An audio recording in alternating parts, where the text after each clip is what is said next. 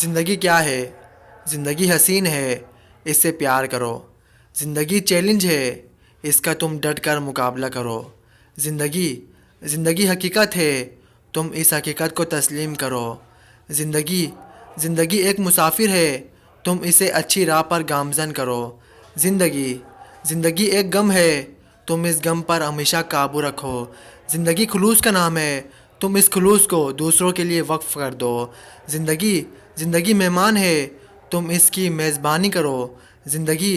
زندگی ایک وعدہ ہے، تم اس وعدے کو پورا کرو۔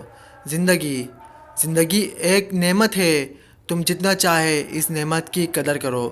زندگی ایک راز ہے، تم یہ راز کھول دو۔